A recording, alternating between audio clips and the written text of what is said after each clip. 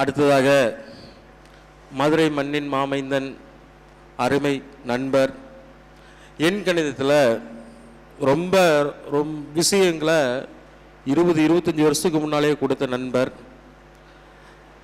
மறைஞ்சாலும் இன்னும் என் எண்ணத்தில் மறையாமல் இருக்கக்கூடிய பிஎஸ் மைமன்ற நிறுவன தலைவர் கிருஷ்ணமூர்த்தி ஐயாவும் இவரை பற்றி நிறையா எனக்கு சொல்லியிருக்காரு.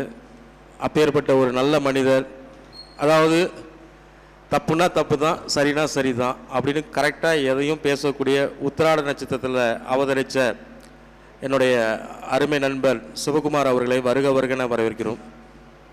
எனக்கு ஆன்மீகமும்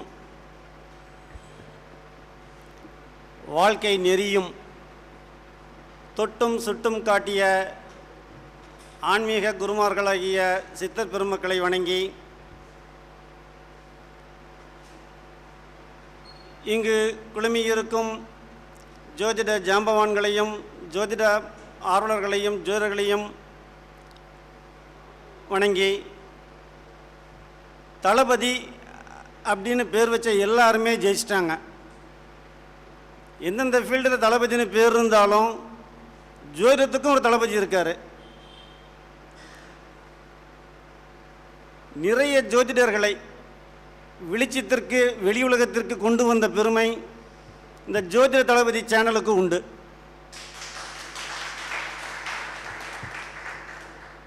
ஜோதிட தளபதி டாக்டர் திரு பிஎம்எஸ் விஜய பூபதிராஜன் அவர்களையும் வணங்கி, சீண்டினால் சிங்கம் தோண்டினால் தங்கம் என திகழும் கோவில்பட்டி தந்த தங்கம் திரு தங்கப்பாண்டியன் ஐயா, வாத்தியாருங்கிற பேருக்கே உரிய உன்னத மனிதர்.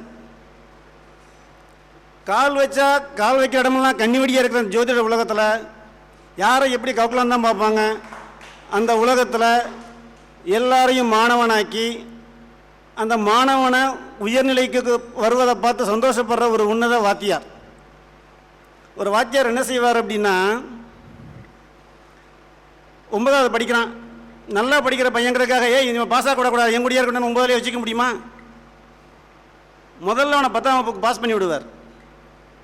அப்படி மாணவனை அழகு பார்க்குற குணம் உள்ளவர் தான் வாத்தியார். அந்த பணியை செவ்வனே செய்து மகிழ்ச்சி அடையக்கூடிய ஒரு உன்னத மனிதர் தங்கப்பாண்டியன் ஐயா. நிறைய பேரை பார்த்துட்ருக்கோம் ஃபீல்டில். மாணவன் சொல்லும்போது சந்தோஷப்படுறார். மற்றவங்களாம் எப்படின்னா, மாணவனை வெளியே தெரியக்கூடாது, இதெல்லாம் உனக்கு தெரியுமா, இன்னும் நீ கற்றுக்க வேண்டியது எவ்வளோ இருக்கு தெரியுமா அப்படின்னு அமுக்கிறவங்க தான். அதில் வித்தியாசமான ஒரு உன்னத வாத்தியாரை இன்றைக்கி நாங்கள் நேரில் பார்த்து சந்தோஷப்படுறோம். ஜோதிடம் உலகம் பெருமை கொள்ள வேண்டும். தன் அனுபவத்தாலையும் ஜோதிடம் முறையாக கற்றுக்கொண்டு பிஎஸ் ஐயர் போன்ற பெரிய மனிதர்களோடு தொடர்பு கொண்டு இன்றைக்கு பரிகார செம்மலாகவும் எளிமையாக ஜோதிடத்தை சொல்லி மக்களை நல்வழிப்படுத்தக்கூடிய மதுரையைச் சேர்ந்த திரு மீனாட்சி சுந்தரம் ஐயா அவர்களையும் வணங்குகிறேன். அவரின் நண்பர், நம் அனைவருக்கும் நண்பர். ஜோதிட உலகத்தில் வித்தியாசமாக குரு வரணும், இந்த கட்டத்துக்கு குரு வரணும், அங்கே சூரியன் பார்க்கணும், அந்த மாதிரி இல்லாமல் உன் கூட என்றைக்கு சுந்தரமூர்த்தின்னு ஒருத்தர் உன் லைஃப்பில் வரான்னு அன்றைக்கி உனக்கு உயர்வு இருக்கும். என்றைக்கு உன் கூட விஜய்னு ஒருத்தன் வரானோ அன்றைக்கி உனக்கு மாற்றம் இருக்கும், வாழ்வில் ஏற்றம் இருக்கும்னு சொல்லி ஜோதிடத்தை வித்தியாசமான கண்ணோட்டத்தில் பார்த்து இன்றைக்கி பல மனிதர்களை வாழ்வின் உயரத்திற்கு கொண்டு செல்லும் திரு என்.ஜி. குமரனையா அவர்களை வணங்குகிறேன். பிஎஸ் ஐயர் மன்றத்தின் முன்னாள் தலைவரும் கேபி ஜோதிடத்தை அலசி ஆராய்ந்து இன்னமும் கற்றுக்கொண்டும் பல மாணவர்களை உருவாக்கும் முயற்சியில் ஈடுபட்டு கொண்டும் இருக்கின்ற திரு அபிராமி சேகர் ஐயா அவர்களையும் வணங்குகிறேன். ஒரு நூலகத்தில் பணிபுரிந்து இன்று மக்களுக்கு நூலகமாகவே திகழ்கின்ற திதி யோகம் கர்ணம் எல்லாத்தையும் அலசி ஆராய்ஞ்சு ஜோதிடம்னா என்ன, நீங்கள் சாதாரண ஒரு பாயிண்ட் ஒரு வித்தியாசம் கேட்டால் போதும், 1/2 மணி நேரம் பேசுவார். அந்த அதுக்கு விளக்கம் கொடுத்து வாழ்க்கையில் இனிமேல் நீங்கள் சந்தேகமே வராது. ஏற்கனவே கிட்ட சந்தேகத்தை திரும்ப கேட்க மாட்டீங்க அவர்கிட்ட. அந்த அளவுக்கு தெளிவாக தான் அறிந்ததை சொல்லக்கூடிய பண்பாளர் திரு பவளக்கண்ணன் ஐயா அவர்களை மனதார வணங்குகிறேன். வயசு கம்மியாக இருந்தாலும் பிரசன்ன வித்தகர், உன் பேர் என்ன ராசினாலும் கேட்குறதில்ல. ஆளை பார்த்தவொடனே இது இப்படியாயா அப்படின்னா டக்குன்னு காலை விழுந்துருவோம். அந்த அளவுக்கு தடாலடி நெத்தியடி தான். பார்த்து யோசிச்சு சொல்கிறதெல்லாம் கிடையாது. இருந்தால் இருக்கணும், இல்லைன்னா இல்லை, இல்லைன்னு சொல்லு அப்படிங்கிற மாதிரி மிரட்டி கேட்குற பாணி தான். நிறைய மாணவர்களை உருவாக்க துடித்து கொண்டிருக்கிறார், உருவாக்கியும் கொண்டிருக்கிறார். யார்ட்டையும் எதுவும் எதிர்பார்க்குறதும் கிடையாது. நம்மளால் முடிஞ்சதை செய்வோம், இறைவன் எனக்கு கொடுப்பாங்கிற ஒரு வித்தியாசமான கண்ணோட்டம். ஐயா ஜானகிராமன் ஐயா அவர்களை வணங்குகிறேன். ஜோதிட ஆர்வலர், ஜோதிடர், ஆனால் தன்னை வெளியில் காட்டிக்கொள்ளாத ஒரு நண்பர். சேலத்தைச் சேர்ந்த திரு நாராயணமூர்த்தி அவர்களையும் வணங்குகிறேன். திருச்சி துவாக்குடியைச் சேர்ந்த திருச்சி விஜயகுமார், பன்மொழி வித்தகர். எத்தனை லாங்குவேஜ்னு தெரியும் கேட்டால் விரலை விட்டு சொல்லிகிட்டே இருக்காரு. 10 விரல் 10 நமக்கு. ஜோதிடத்தில் எந்த லாங்குவேஜில் எங்கே யாருந்து பேசினாலும் அவர் விளக்கம் தர முடியும். செகண்ட்ஸில் 2 நிமிஷம் 3 நிமிஷத்தில் யார் என்ன ஏதுன்னு சொல்லி தூக்கி போட்டு போயிட்டே இருப்பார். அந்த அளவுக்கு சிறந்த மனிதர், சிறந்த ஜோதிடர் திரு விஜயகுமார் அவர்களை வாழ்த்தி வணங்குகிறேன். இன்னும் நிறைய பேருக்கு எனக்கு பேர் தெரியல, யார் பேரையாவது சொல்ல மறந்துருந்தால் தவறு எடுத்துக்க வேண்டாம். அடுத்து வரும்போதே எனக்கு மனசில் சின்ன இது பட்டுச்சு. படையப்பா படத்தில் சின்ன வசனம் வரும், படையப்பா ரொம்ப நேரம் எடுத்துக்க, அதை வேகமாக முடிச்சுட்டு வந்துருன்னு சொல்லி. அது மாதிரி நான் சொல்ல இருக்கிறதுக்குள்ள வேகமாக நான் முடிச்சுக்கிறேன். எண் கணிதம்னு சொன்னோம். இன்றைக்கி எத்தனாவது கருத்தரங்கம்? 117. 117. இன்றைக்கி தேதி என்ன? 21/7/2024. தேதி 3, டோட்டல் 9. 117 9ஆ? எனக்கு பிறந்த தேதி 9. சம்மந்தம் இல்லாமல் எதுவும் அமையாது. இன்றைக்கி என்ன? குரு பூர்ணிமா. குரு பூர்ணிமான்னு என்ன? குருன்னு என்ன? 3ஆ? இன்றைக்கி தேதி 21ஆ? எல்லாம் காரணம் இல்லாமல் எதுவும் இல்லை, எல்லாமே காரணத்தோடு நடக்குது. நம்ம தான் ஏதோ போய்கிட்டு இருக்கோம், எதையும் சிந்திக்கிறதே கிடையாது. நேற்று வந்து தங்கப்பண்டினி பார்த்துட்ருக்கோம், குமரன் சார், மீனா சார் எல்லாம் பார்த்தா எதை பார்த்தாலும் எதை பேசினாலும் ஜோதிடம், வேறு எதுவுமே தெரியாதுங்க அவங்களுக்கு. பத்தாவதுக்கு இடையில வந்து சேர்ந்தார் ஜானகிராமன் சார், விஜயகுமார் சார் வந்து நின்னாங்க. அத்தனையும் ஜோதிடமாக தவிர எதுவுமே பேசலைங்க. ஒவ்வொரு மூச்சும் நடவடிக்கை நாடி நம்ம எல்லாமே ஜோதிடமாக தான் இருக்குது. இன்றைக்கி நம்ம இத்தனை பேர் கூடியிருக்கோம்னா காரணம் இல்லாமல் இருக்காது. இதே 3-9 சார்ந்தது தான் இன்றைக்கி நிறைய பேர் இங்கே இருந்திருப்போம், கூடியிருப்போம். செவ்வாய் ஆக்டிவேட்டாக இருக்கும். இதில் நியூமராலஜி என்ன அப்படின்னா நிறைய பேர் என்ன செய்கிறாங்க, புக்கை பார்த்துட்டு காலண்டர் பின்னாடி பார்த்துட்டு நம்மளே வச்சுட்டு போயிடுறோம்.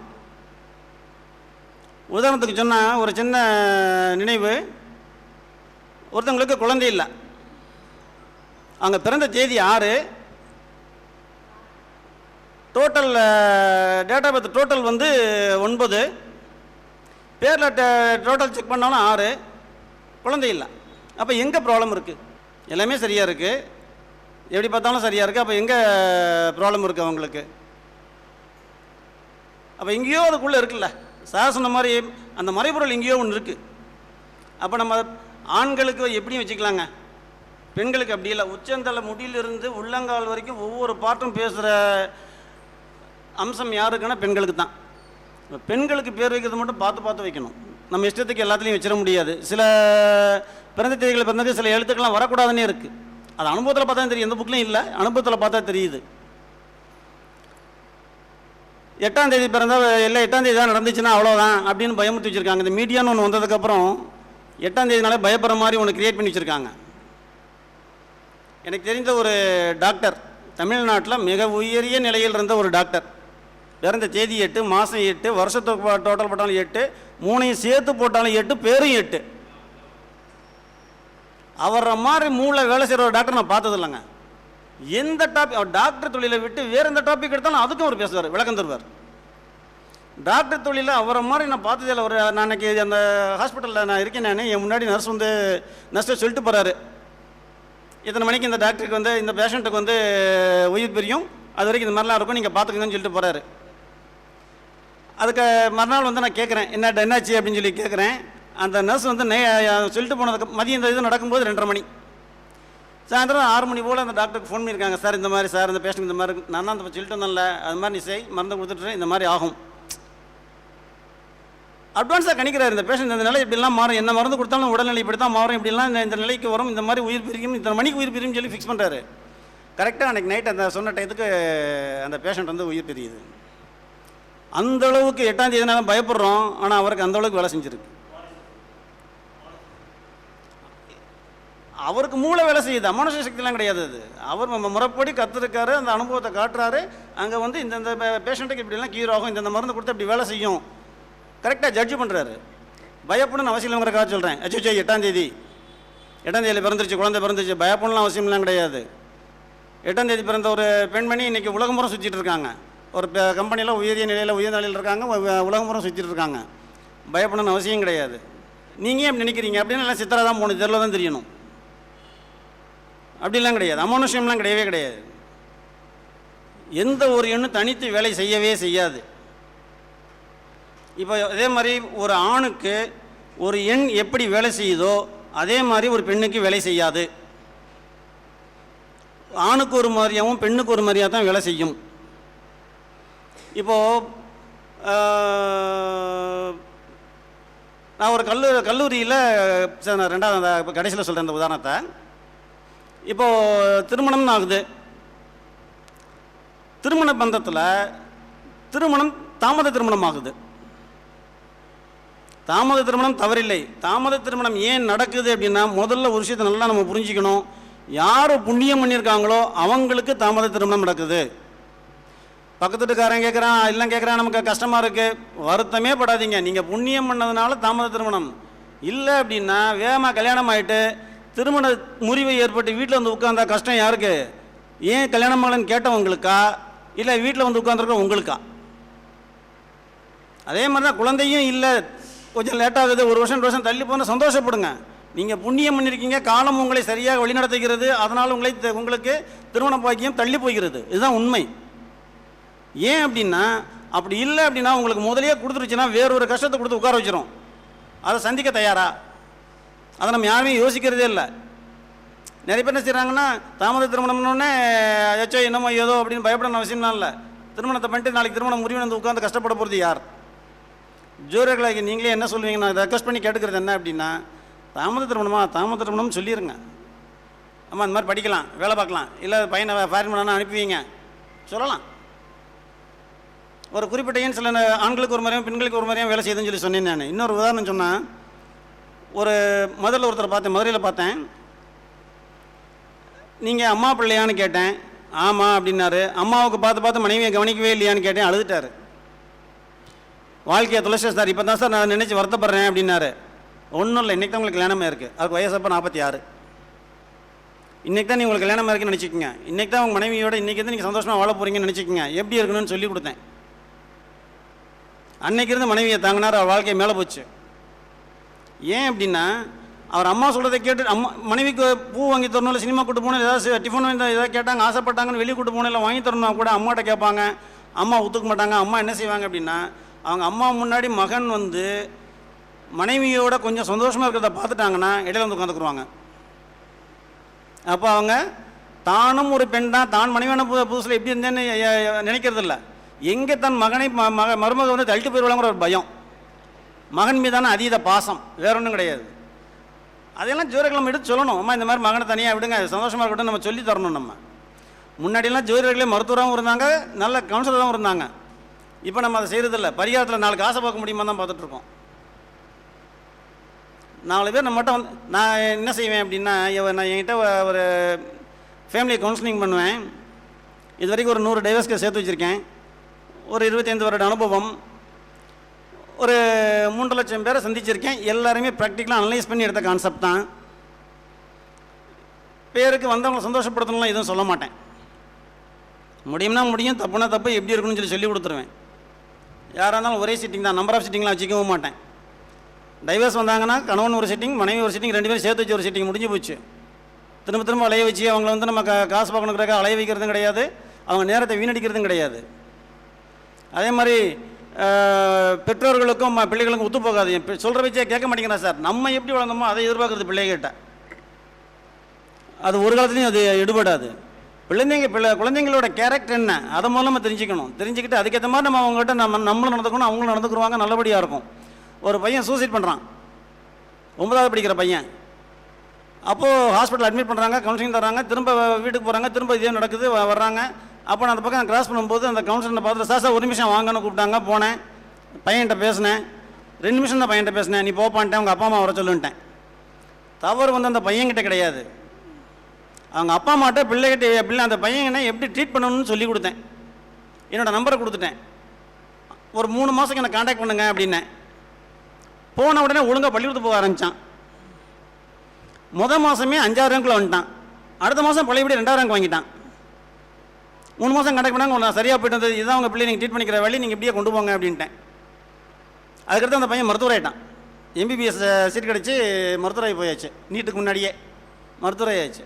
அப்போ நம்ம பிள்ளைங்களை எப்படி நம்ம நடத்த போகிறோம் அதுதான் ரொம்ப முக்கியம். டெப்ரெஷன் ஒன்று இருக்குது. டெப்ரெஷன் என்ன, போய் ட்ரீட்மெண்ட் எடுத்து ரொம்ப செலவழித்து வாழ்க்கையில் இருந்தவங்க நிறைய பேர் இருக்காங்க. தேவையே இல்லை. ஒரே சிட்டிங்கே டெப்ரெஷன் நம்ம வெளியே கொண்டு வந்துடலாம். லவ் பண்ணுறாங்க. இதில் ஆண்களுக்கு ஒரு மாதிரியும் பெண்களுக்கு ஒரு மாதிரியும் சொன்னேன். பெண்கள் என்ன செய்வாங்க, பெரும்பாலும் கையை கட் பண்ணிக்கிடுவாங்க. ஆண் வந்து கையை கட் பண்ணிக்க மாட்டான், வா ஓடி போயிடுவோம்மா. அந்த கையை கட் பண்ணிட்டு ஓடி போகிற பொண்ணு இருக்கா இல்லையா, அவள் என்ன செய்வா அப்படின்னா அப்பா மேலே பாசம் அதிகமாக இருக்கும். ஆனால் அப்பாட்ட காட்ட மாட்டான். அப்பாட்ட சொல்லாமல் கொள்ளாமல் ஓடி போயிடும். எங்கள் அப்பாவை பார்த்தா மனசு மாதிரிங்கிற பயத்தில் ஓடி போயிடும். அது எங்கே தவறு நடக்குது அப்படின்னா, ஒரு அந்த பெண் வந்து என்ன செய்வான்னா தானும் பாசமாக இருப்பா, பாசத்தையும் எதிர்பார்ப்பா அந்த பெண். அப்போ குழந்தைகிட்ட நம்ம ப்ராப்பராக நம்ம பாசத்தை காட்டணும். தவறு செஞ்சால் கண்டிக்கவும் செய்யணும். ஆனால் அந்த பொண்ணு எப்படி எதிர்பார்க்கும் தெரியுமா, தான் செஞ்ச அப்பா முன்னாடி செஞ்ச தவிர அம்மாட்ட கூட சொல்லக்கூடாதுன்னு நினைக்கும். நம்மளே சொன்னால் கேட்டுக்கிறோம். கண்ணே இப்படி கண்ணே இது தப்பு கண்ணே இப்படி செய்ய வேணாம் அப்படின்னு சொன்னோம்னா கேட்டுக்குருவாங்க. அம்மாட்ட கூட சொல்லக்கூடாது, அம்மாட்ட சொன்ன கூட நம்ம பெஸ்டிச்சு போயிடும்னு நினைக்கும் அந்த இடத்துல. அதே நேரத்தில் அம்மா முன்னாடி தவறு செஞ்சு அப்பாட்ட சொல்லக்கூடாதுன்னு அம்மாட்ட நினைக்கும். அம்மாவே சொன்னால் கேட்டுக்குருவாங்க. ஆனால் திரும்ப அந்த தப்பு பண்ண மாட்டாங்க, கரெக்டாக இருப்பாங்க, நம்மகிட்ட இருப்பாங்க. ஆனால் இங்கே அந்த எதிர்பார்க்குற பாசம் கிடைக்கலன்னு சொல்லும் போது என்ன ஆகுது அப்படின்னா, இங்கே குழந்தையை விட்டுவிட்டு இங்கே அப்பா அம்மா விட்டுவிட்டு அடுத்த பையன்கிட்ட இங்கே இருந்தால் ஒரு பாசம் கிடைக்கும் போது அதுதான் பெருசுன்னு சொல்லி நம்பி ஓடிடுறது. அதே மாதிரி ஒரு எண் வந்து ஒரு நம்பர் வந்து ஒரே மாதிரி வேலை செய்கிறதில்ல. எப்படி அப்படின்னா 2ஆம் நம்பர் இருக்குது, 11 இருக்குது, 20 இருக்குது, 29 இருக்குது, 38 இருக்குது. இந்த எண்கள் எல்லாமே ஒரே மாதிரி 2 தான் டோட்டல். ஆனால் ஒரே மாதிரி வேலை செய்யாது. இதில் இன்னொரு பியூட்டி என்னென்னா, ஆணுக்கு ஒரு மாதிரியாகவும் பெண்ணுக்கு ஒரு மாதிரியாகவும் தான் வேலை செய்யும். இப்போ 2க்குரிய கேரக்டரே சொல்கிறேன், எத்தனை விதம் செக் பண்ணி பாருங்கள். பாசமாகவும் இருக்கும், பாசத்தையும் எதிர்பார்க்கும் ஒரு பக்கம். ஆனால் நான் முதல்ல சொன்ன பாசம் கையெடுத்துக்கிறது வேறு, அது 2 கிடையாது. தப்பாக கால்குலேட் பண்ணிட வேண்டாம். இந்த 2 வேறு. இவங்களாம் நம்மகிட்ட பாசமாக இருக்க மாட்டாங்களா அப்படின்னு அடுத்தவங்களுக்கு எதிர்பார்க்குறது 2. இன்னொரு 2 என்ன செய்யும் அப்படின்னா, ஆணாக இருந்தால் மச்சான் இருப்பான், போனால் சாப்பாடு வாங்கி தருவான், தண்ணி வாங்கி தருவான், நம்பி போவான், அவனும் செலவு பண்ணுவான். கூட்டு தொழில் உனக்கு ஒத்து வராது. தான் பார்க்குற அந்த கூட்டு தொழில் கூட்டு வியாபாரங்கிறது அடுத்தவருக்கு விட்டு கொடுத்துட்டு போக வேண்டியது வரும். கூட அந்த இருந்த பார்ட்னருக்கு விட்டு கொடுத்து வந்துடுவாங்க. எவ்வளோ இருந்தாலும் எவ்வளோ லாஸ் ஆனாலும் தானி ஏற்றுக்கிட்டு விட்டு கொடுத்து வந்துடுவாங்க. இன்னொன்று என்ன செய்யும்னா, யாரையும் நம்பாது. என்ன செய்யும், யாராவது ஒரு விளக்கம் கேட்டால் தலை சுற்றி கீழே விழுந்து முடிவெடுக்க விடாது. ஏன்டா இவர்கிட்ட கேட்டோன்னு தலை சுற்றி கீழே வந்துடுவான் அந்த அளவுக்கு. இன்னொரு 2 என்ன செய்யும், யாரையும் நம்பாது, நம்பும், ஏமாறும். ஏமாந்து திரும்ப என்ன செய்யும், கதறும், அசிங்கப்படும், வீட்டை விட்டு ஓடி போகும். திரும்ப வந்து திருமணம் முறிவுன்னு உட்காந்துருக்கும். இன்னைக்கு கோர்ட்டில் நடக்கிற டைவர்ஸ் கேஸில் பாதி பார்த்தா அதில் இந்த கேஸ் இருக்கும். இதுலேயே 2லேயே இத்தனை வெரைட்டி இருக்குது. இன்னொரு 2 என்ன செய்யும், விபத்தை கொடுக்கும். அது பேரில் எந்த மாதிரி அமையுது, டேட்டா பற்றி எந்த மாதிரி அமையுது, இது எந்த நம்பரை எது ஆக்டிவேட் பண்ணுதுங்கிறத பொறுத்து மாறும். எல்லா நம்பரும் ஒரே மாதிரி வேலை செய்யாது. இப்போ இந்த மாதிரி இருக்கும்போது இது எதை வச்சு நம்ம கலண்டரை பார்த்தோ இல்லை ஜென்ரலாக டோட்டல் வச்சு பார்க்குறது. இன்னைக்கு கலவர தங்கப்பணியாட்ட ஒரு கருத்துன்னு கேட்டேன். இந்த 32ஆம் நம்பரில் பெரும்பாலும் பேர் வச்சு தருவாங்க. நல்லாயிருக்கும், நல்ல நம்பர், 32 பேர் வைக்கலாம்னு சொல்லுவாங்க. 32 பேர் வச்சிங்கன்னா திருமண வாழ்க்கை கண்டிப்பாக பாதிக்கும். சார் இந்த இவங்களுக்கு நல்லா இருக்கேன்னு சொல்லலாம், விரலை விட்டு எண்ணலாம். 32 பேர் இருந்து அந்த வாழ்க்கை நல்லா இருக்குங்கிறது விரலை விட்டு எண்ணலாம். அது யாருக்கு அப்படின்னா அந்த பேரில் இருக்கிற காம்பினேஷனை பொறுத்து சிலருக்கு மாறும், எல்லாருக்கும் கிடையாது. அப்போ 32 யாராவது பேர் வச்சு கொடுத்தா தயவுசெய்து ஏற்றுக்காதீங்க, நீங்களும் வைக்காதீங்க. கண்டிப்பாக திருமண வாழ்க்கை பாதிக்கும். ஒரு யூடியூப்பில் வந்து ஒரு மீட்டிங் நடந்துட்டு இருந்தது. அதில் வந்து அந்த ஒரு நியூமராலஜிஸ்ட் வந்து என்ன சொல்கிறாருன்னா, 32 பற்றி ரொம்ப நேரம் பேசிட்டு நிறைய பேர் உதாரணங்களை சொன்னாங்க. நான் அதை அட்டன் பண்ணிட்டு இருந்தேன். எல்லாம் முடிச்சுட்டு கேள்வி கேட்கும்போது நான் கேட்டேன், ரொம்ப நன்றி, நல்ல கருத்துக்கள் சொன்னீங்க, நான் புதுமையான கருத்துக்கள் சொன்னீங்க. எனக்கு ஒரே ஒரு சின்ன இது மட்டும் விளக்கம் வேணும்னு சொல்லி எனக்கு தெரியாதது, அதனால் நான் எனக்கு குழப்பத்தில் தான் இருக்கேன், அதை தெளிவு வேணும்னு கேட்டேன். நான் இங்கே சொன்ன எல்லாருக்குமே யாராவது ஒரு ஆளுக்காவது திருமண வாழ்க்கை நல்லா இருக்கான்னு கேட்டேன். அவர் ஏற்றுக்கிட்டார். நீங்கள் சொல்கிறது கரெக்ட் தம்பி, திருமண வாழ்க்கை நல்லா இல்லை, ஆனால் இந்த மாதிரிலாம் இருக்கும் அப்படின்னாரு. இங்கே நம்ம அந்த ஜூம் மீட்டிங்கில் அட்டன் பண்ணுறாங்க எல்லாருமே நடுத்தர குடும்பத்தை சேர்ந்த மக்கள் தான். அப்போ அவங்களுக்கு நம்ம தவறான ஒரு கருத்தை போய் சொல்லும்போது எப்படி போய் மீடியா கொண்டு போய் சேர்க்கும்? அதனால தான் 32 பற்றி நான் சொன்னேன். நான் 32ங்கிறது வந்து வேறு எதுலையோ பார்த்துட்டு நீங்கள் பேர் வச்சிங்கன்னா நீங்களே சொல்லலாம். யாராவது தெரிஞ்சவங்க தான் சொல்லுங்கள், எனக்கு ஃபோன் வச்சுருங்க, நானும் கற்றுக்க தயாராக தான் இருக்கேன், தவறுகள் தான் திருத்திக்க தயாராக இருக்கேன். இன்னும் கற்றுக்கிட்டு தான் இருக்கேன். 3 லட்சம் பேரை பார்த்துருக்கேன். இன்னும் புதுசாக சில நேரங்கள்லாம் லாஸ்ட் டைம் குமரன் சார்ட்ட ஒரு இது சொன்னேன், அவரோட நான் போயிருக்கும்போது அப்போ ஒரு இடத்துல அந்த இடத்துல ஒரு பேச்சு ஓட்டிகிட்டு இருக்கும்போது நான் செக் பண்ணும்போது வித்தியாசமான ஒரு பாடம் ஒன்று கிடைக்கிது அந்த இடத்துல. எந்த புத்தகத்திலும் இல்லை, நானும் பார்த்ததில்ல. அப்போது வித்தியாசமான ஒரு இது கிடைச்சா அப்போ சார்ட்ட சொன்னேன், சார் இந்த மாதிரி சார் இன்றைக்கி இந்த மாதிரி கிடைச்சது சார், இன்னும் கற்றுக்கிட்டே இருக்கமே சார் அப்படின்னேன். வாழ்க்கையில் ஒவ்வொரு நாளும் ஒன்று பாடம் தான். ப்ராக்டிக்கலாக செக் பண்ணி பார்க்கும்போது நிறைய ப்ராப்ளம் இருக்குது. தாமத திருமணமாக நான் இதுக்கு 100 டைவர்ஸ் கேஸ் சேர்த்து வச்சுருக்கேன்னா வேறு ஒன்றும் பண்ணுறது இல்லைங்க. உங்கள் கேரக்டர் என்ன? வர்றவங்க போய் தான் சொல்லுவாங்க, உண்மையே சொல்ல மாட்டாங்க. கணவன் மனைவியை குறை சொல்லுவாங்க, மனைவி கணவனை குறை சொல்லுவாங்க, உண்மையே சொல்ல மாட்டாங்க. அவங்க கேரக்டர் என்னன்னு பிடிப்பேன். கேரக்டரில் இந்த மாதிரி செய்வீங்களான்னு கேட்டேன், ஆமான்னு சொல்லிட்டாங்கன்னா முடிஞ்சிச்சு. செயின் ஆஃப் ஆக்டிவிட்டி தான். இந்த கேரக்டர் எப்படிலாம் டெவலப் ஆகும்னு இருக்குது. அப்போ எப்படிலாம் டெவலப் ஆகுன்னு பிடிச்சோம்னா எங்கே தப்பு பண்ணுவாங்க, இந்த மாதிரி ஆக்டிவிட்டியில் தவறு நடக்கும்னு தெரியும். 2 பேரில் ஒரு ஆள் ஸ்டப்பானாக இருப்பாங்க, ஒரு ஆள் ஃப்ளெக்சிபிளாக இருப்பாங்க.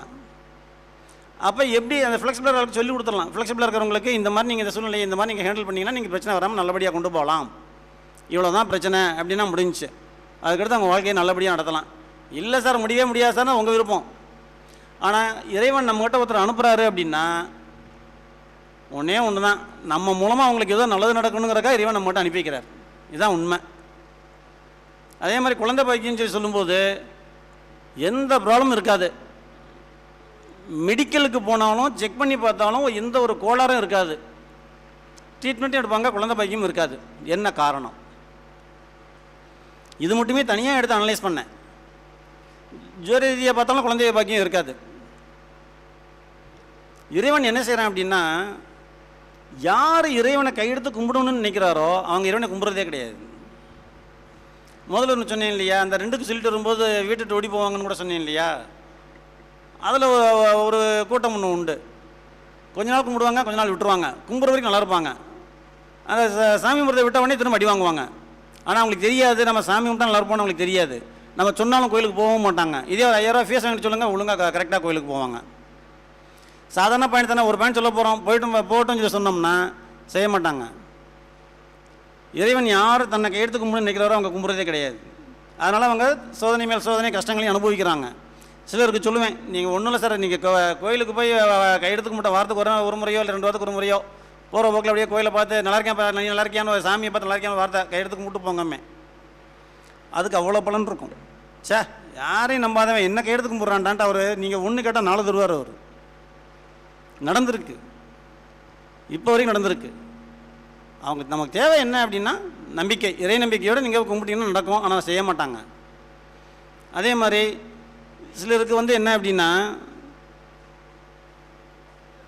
கல்யாணம் நிச்சயமாயிரும், கேன்சல் ஆகும். ஏன் கேன்சல் ஆகுது? இதே மாதிரி சிங்கப்பூர்லேருந்து ஒரு கேஸ் எனக்கு ஒன்று வந்தது. நிச்சயம் பண்ணிட்டாங்க, திடீர்னு அந்த மாப்பிள்ளை எனக்கு பொண்ணு வேணாங்கிறாரு. பொண்ணு தமிழ்நாடு, மாப்பிள்ளை சிங்கப்பூர், அவங்க ஃபேமிலி சிங்கப்பூரில் செட்டில் ஆகிட்டாங்க. கேன்சல், பொண்ணு வேணாம் அப்படிங்கிறாரு. திரும்ப வர இங்கே கவுன்சிலிங் கூப்பிட்டு போனாங்க. அப்புறம் என்கிட்ட ஒரு டாக்டர் ரெஃபர் பண்ணி என்கிட்ட வந்தாங்க.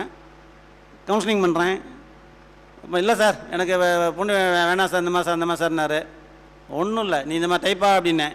உட்காந்து ரிஜிஸ்டரு. ஆமாம் சார் அப்படின்லாம் இருப்பேன்.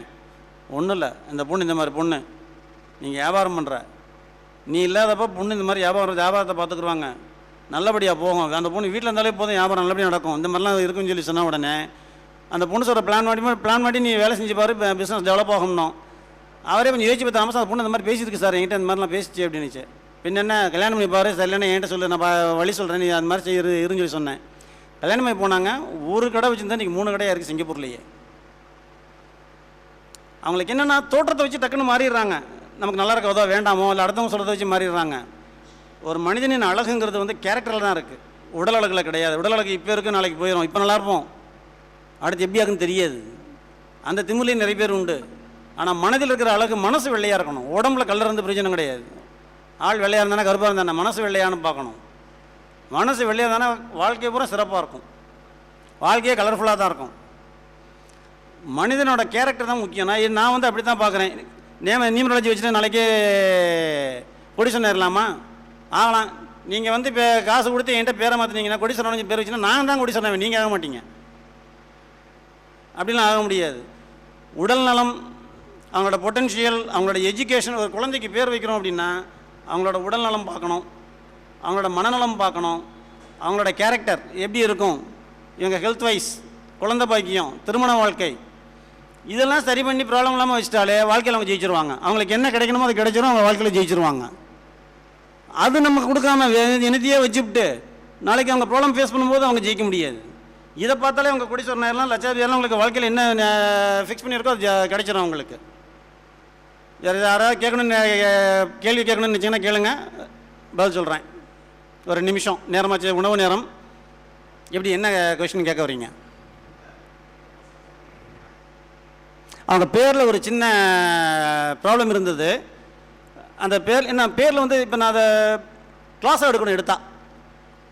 ஏன்னா ஒரு நம்பரை பற்றி சொல்கிறோம் அப்படின்னா அந்த ஒரு நம்பர் மட்டுமே தனித்து வேலை செய்கிறதில்ல. இப்போ எப்படின்னா உதாரணத்துக்கு 8ஆம் நம்பரில் இருக்க குழந்தை இல்லைன்னு ஜென்ரலாக மீடியாலெலாம் சொல்லிட்டு இருக்காங்க. இப்போ 8 இருக்குன்னு வச்சுக்குவோம்.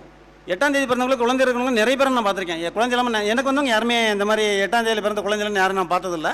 ஆனால் ஜென்ரலாக டிவியில் இந்த மாதிரி சொல்கிறாங்க, நம்பர் மேலே பழியை போட்டு இவங்க தப்பிச்சுக்கிறதுக்காக சொல்கிறாங்க. அப்படி அந்த மாதிரி இருந்தது அப்படின்னா, இன்னொன்று சார் கேட்டனால சொல்கிறேன். ஒரு பேரில் ஒரு எழுத்தை சேர்க்குறோம். எப்படி அப்படின்னா ஒரு எழுத்தை முன்னாடி சேர்த்தா ஒரு பலன், பின்னாடி சேர்த்தா ஒரு பலன். டோட்டலை மட்டும் வைக்கிறதுனால ஒரு பலன் கிடைச்சிடாது. டோட்டல் 33 வரணும் சார் அப்படின்னு சொல்லிட்டு ராமராஜன் பேர் இருக்குது, பின்னாடி போய் ஒரு ஏஐ சேர்க்குறான்னு வச்சுக்குவோம், அதுக்கு ஒரு பலன். டோட்டல் 33 தான். அதே ராமராஜனுக்கு முதல்ல 6 ஏஏன்னு போட்டு பண்ணாங்கன்னு வச்சுக்குவோம், அதுக்கு ஒரு பலன். ஆனால் டோட்டல் 33 தான். இப்போ இந்த இடத்துல நான் வந்து 8 பிரச்சனைன்னு சொல்லிட்டோம்னா இவங்க 8 மட்டும் வச்சு செக் பண்ணிட்டாங்கன்னா இது எதை வச்சு நம்ம செக் பண்ணுறது? இதுக்கு நம்ம தனியாக கிளாஸ் எடுத்தால் ஒரு 3 மணி நேரம் கிளாஸ் எடுக்கலாம்.